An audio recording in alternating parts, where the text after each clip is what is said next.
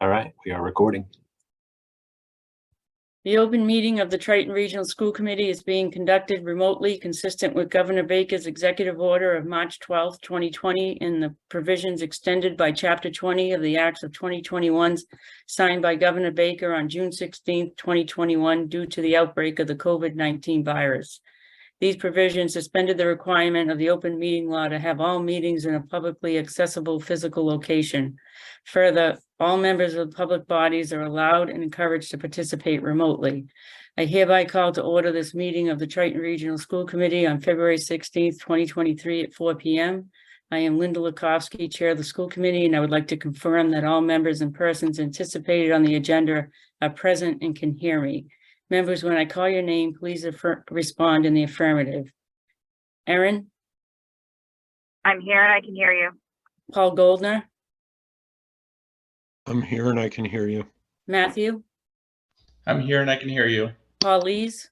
I'm here and I can hear you. Paul Mayette? I'm here and I can hear you. Narissa? I am here and I can hear you. Did Caitlin go off? Yeah. Oh, hang on, she's off, but she's just coming back in. Okay. Hang on a second. She's connecting. She's connecting. She is here. Sorry. Oh, Caitlin, can you hear me? Yes, I can. I can hear you. Sorry. All right, staff, when I call your name, please respond in the affirmative. Superintendent Brian Forget, here and I can hear you. Director of Finance and Operations, I can Kyle hear you. Warren. I'm here and I can hear you. Sorry, Kyle. Uh-huh. Director of Curriculum Instruction and Assessment, Anna Bates. Anna is not here. Okay. Director of Student Services, I'm here and I can hear you, and Anna's signing on. for this meeting, the Triton School Committee is convening remotely via Zoom using the information posted on the district's website identifying how the public may join. If you are personally attending by video conferences using your device's camera, please be aware that others may be able to see you. Committee members and administrators, please remember to mute your phone or computer when you are not speaking. All supporting materials that have been provided to members of this body are available on the district's website with the agenda posting, unless otherwise noted. The public is encouraged to follow along using the posted agenda. Each vote taken in this meeting will be conducted by a roll call vote. Please note that this meeting is being recorded and that anything that you broadcast may be captured by the recording. I'm going to read our vision statement. We are a community of learners known for unwavering commitment to meeting the needs of all students. Through the adoption of best practices and our active partnership with families and the wider community who are united in supporting the development of engaged, successful, responsible, resilient learners, students will be well prepared to be ethical, empathetic, and contributing citizens.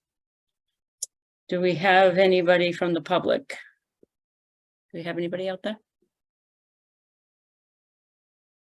Hang on, Bernie Cullen is here. Okay. Does not look like he's raising his hand, so I think. All right. I will read this. Oral communications from the public. The next item on the agenda is public comment. Members of the public, the meeting host muted you as you entered the meeting. If you would like to address the committee, please indicate now that you would like to do so by raising your hand on your video call using the raise hand option on the participant screen. The meeting host will unmute you so that you can address the committee.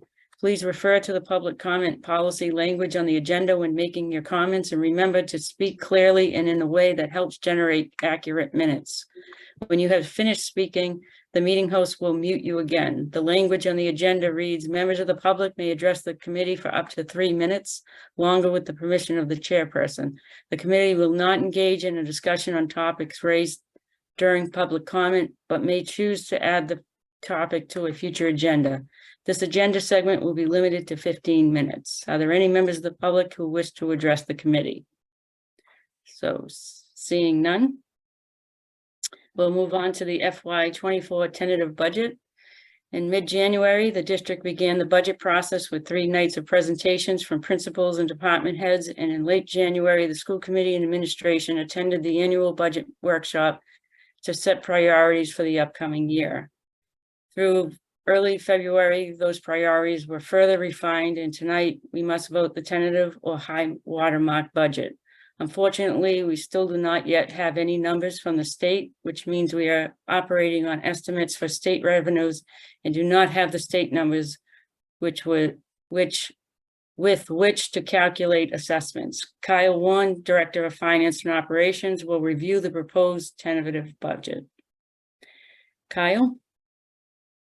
Absolutely. I can take it from here. So the document, the full document attached to the agenda is in the format that you typically see the tentative budget put together. I'll give the quick 5-minute overview because like Linda said, this has been information that's been provided to you all previously. So if I could, I'd like to start on page 1, I guess naturally. So the page 1 and 2 detail the changes over the prior year, FY23 into FY24. This is a summary of all of the documents you've seen previously. I did want to highlight, so if you go all the way to that second page at the bottom, it's detailing a total operating increase of $2,114,618. We had previously been talking about operating under the constraints of a $2.5 million increase in the assessments to our member communities. The reason for the difference here is we needed to account for the $500,000 of E&D that was utilized to fund the transfer to stabilization in FY23. So when you get onto the page 3, the next page, you'll see, I'll go over that in a minute, that it's still within that $2.5 million increase to the member communities that we were guiding off of. So I wanted to highlight that. And then the only other change that we see here from our discussions last week is going to be the 2 other tuitions line. So on page 2, line 19, you see other tuitions there listed as $39,671. This number needed to be updated slightly because when we were putting it in this format, I'll be honest, there was a mistake I noticed that I had made. So I needed to update that. So that's why you see the change there. We still are within just shy under $2.5 million increase in the assessments under this proposal. But that was previously, that number was a reduction of $5,000. Now it's showing as an increase of 39. So that was the only change since last week. In terms of big ticket items, we still have the $1.2 million allocated for steps and COLAs. Yeah, I won't go through these line by line since you're all familiar with it. If I could jump to page 3, pages 3 through 6 are going to be a detail of the total increase in operating expenses, capital expenses, the revenues from local service sources, and then where a calculation typically would be of your operating assessments allocated to the member communities, capital assessments and total assessments allocated to the member communities. Just like Linda shared, unfortunately, we have not yet received the foundation enrollment figures and then the minimum local contributions that are required to calculate these allocations. So there's a brief narrative included on page 3 there where you would typically see those dollar values allocated, but you can see on the totals here we have total operating expenses of $50 million.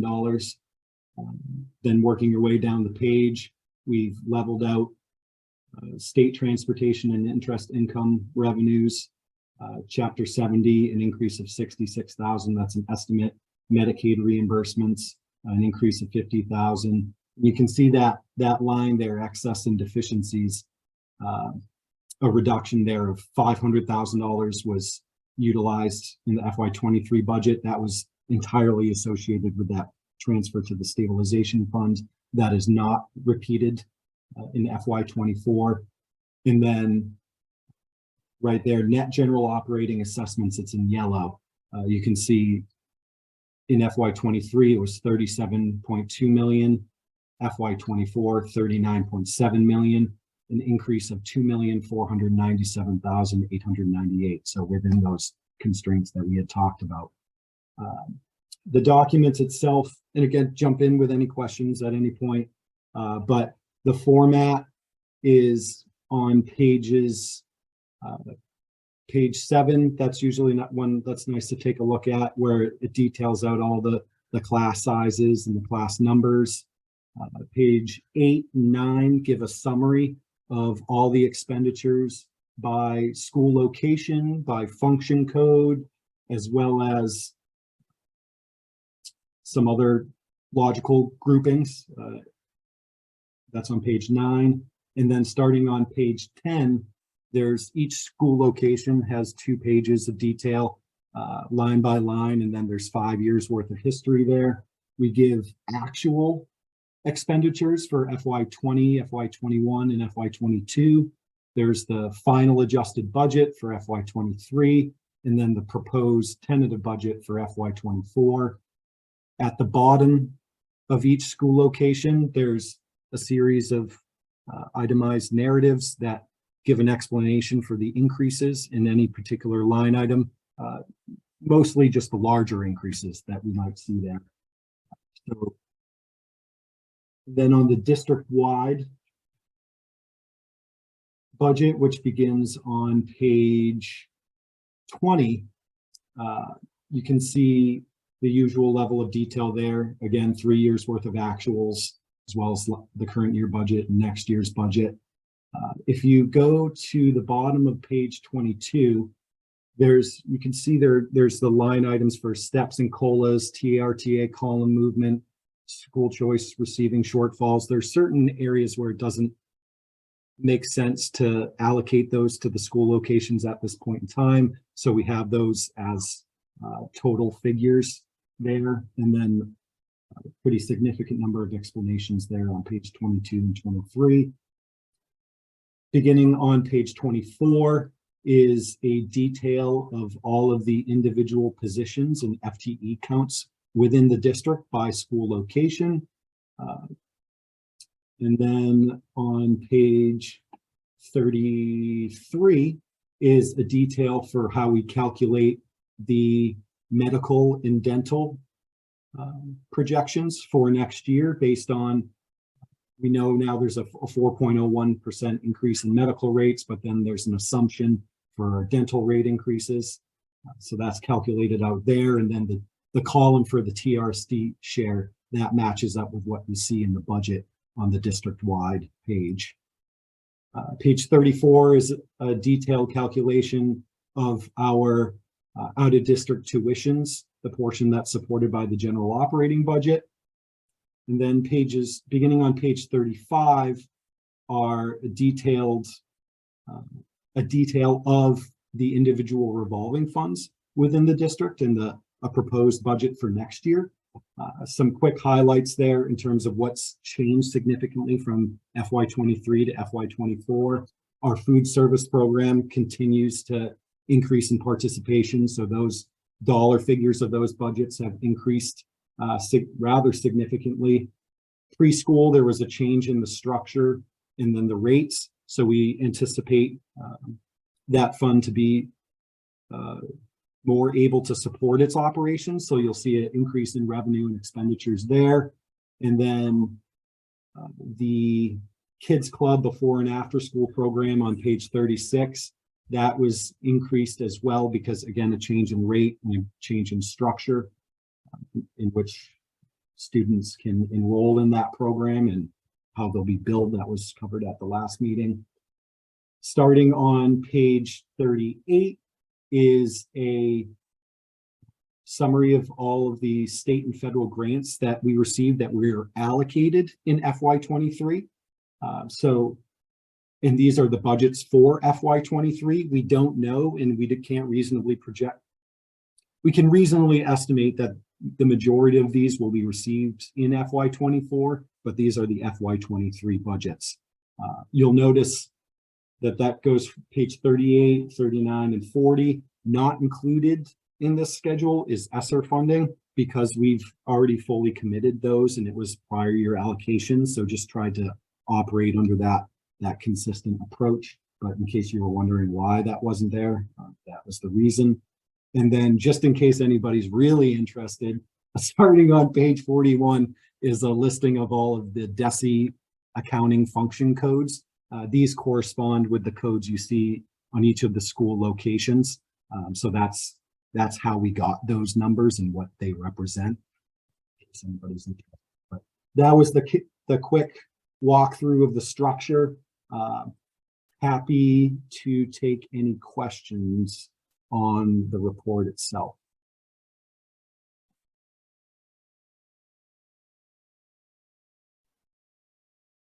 Does anybody have any questions for Kyle? I do. Hey, Kyle, Yeah, absolutely. did the health insurance and the fixed cost insurances go down in this most recent report? Because I thought they were closer to 500,000, but they look like they're in the $460,000 range. So as we've progressed through the budget process, we initially had a 10% assumption for medicals. Then we dropped it down to 5.6 as when the trust averages were released at the MMA conference. And then last week, we dropped the medical down to 4.01, which was our confirmed renewal rate for next year. So that's why you would have seen the progression there of a decrease. Good, thank you. Great point. Thanks for highlighting that. Any other questions? Okay. I received a motion from Kyle. Did you get it, Caitlin? I did. Okay, can we have a motion?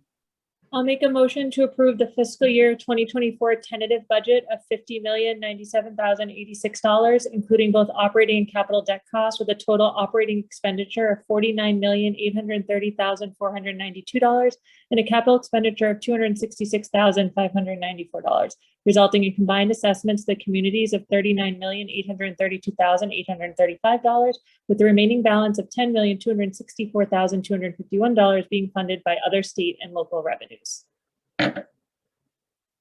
Second. Any discussion? I'm gonna do this by a roll call vote. Can I say one thing? And I don't think this has to change the vote. Again, we're finding ourselves in uncharted waters here. We know we will have the governor's figures by March 1st, hopefully maybe a day or two before, which means that we would be able to, at this point, we need to provide this number, or sorry, this document as Kyle's produced it. Thank you, Kyle. I should have said, as he's produced it with the aggregate assessment to the member towns. But when we do get the minimum local contributions and the confirmed foundation enrollments, we would then be able to recalculate this and reproduce it for the towns with their individual assessments based on this number. So I suppose that it would be, we could have that discussion at the same night as the 1st of March is the public hearing on the budget. But I think if we get them the day or two before, I think it'd be helpful for the towns coming in to be able to see their actual assessments. That would be the result of this figure for discussion purposes. And I guess I would leave it there then and say that's what we would plan to do, is recalculate it and resubmit it to them, unless we hear otherwise from you that you don't like that approach. Yeah. Okay, so we will have a roll call vote. Aaron? I was just going to say, maybe before you vote, just discuss, I don't know if anyone had any, maybe they didn't. Thoughts on that? I was just going to say, if it's an updated iteration of the tentative budget, I think we would have to re-vote it for it to be official. Oh, I don't think it would be, because we wouldn't be changing operating or the aggregate assessments. I think it would be this, right? We couldn't change anything in it. We would be reproducing this exact document with the TBDs filled in. So what if things change in the lines between now and then? Now and when you get the numbers? what lines? Operating like individual lines? Yeah. No, we wouldn't change it, right? Even if it said, we're gonna get, right, whatever, we're gonna get $500,000 in chapter 70, we would not be able to adjust that. We would not be able to adjust if something else changed. So I'm not saying we change anything other than on page 3, we would be able to take those 2 boxes that Kyle produced, or 3 boxes that he condensed and put the narrative there. It Mhm. would be the operating individual assessments to each member town, the capital assessments to each member town, and the combined assessments to each member town. And then the next page, which has the foundation enrollment history. But that's all we would be able to change, unless, like you said, and if we changed anything else, it would be a different budget. So then the final budget would include, right, we're gonna get another 500,000 worth of chapter 70, so we're gonna be all fine. So all those figures, joking, right, all of that would be adjusted in the final budget on March 15th. Okay. Yeah, I think that makes sense because we're not voting assessments tonight. Yeah. My concern would just be having, like, if something's already changed by then, that it gets confusing in the conversations. Yep. But I'm not sure you can avoid that. Because to that point, Ursa, the vote that was just read typically includes an itemization of the assessments to each town, but because we don't have that, it's just a total level. So that differences between last year and this year. And once again, unfortunately, our state government is giving us everything at the last minute once again. So we're trying to prepare and accommodate as best we can. So does anybody else have anything else? Any other comments? Okay, we will have a roll call vote. Erin, Yes. Paul Goldner, Yes. Matthew, Yes. Paul Lees, Yes, Paul Mayette, Yes. Narissa, Yes. and I see Caitlin isn't on, and I'm a yes as well. I was gonna say Caitlin dropped off and then came back on, but it doesn't look like her audio connected. So I think she's having technical difficulties. Yeah. Okay, we are going to be moving into executive session.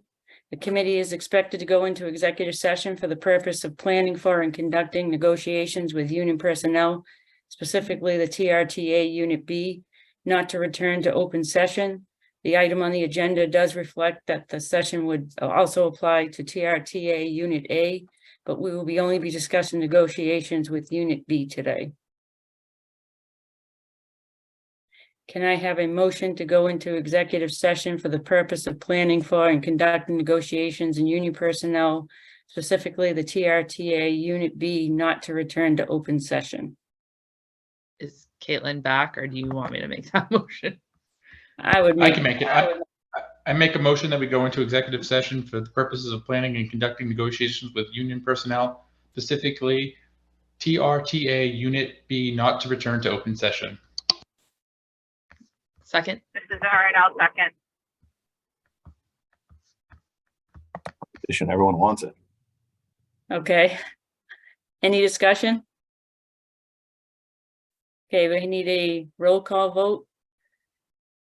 Paul Goldner, Yes. Narissa, Yes. Matthew, Yes. Paul Lees, yes. Paul Mayette, Yes. Erin, Yes. and I'm a yes as well. And Caitlin fell off again, so I don't Yeah. see her. I'll watch the waiting room. Uh, All right, so just to confirm, so Erin, Narissa, and Paul Goldner, Goldner can all still be here, right? Because this is right, you. I spoke to all three of them already.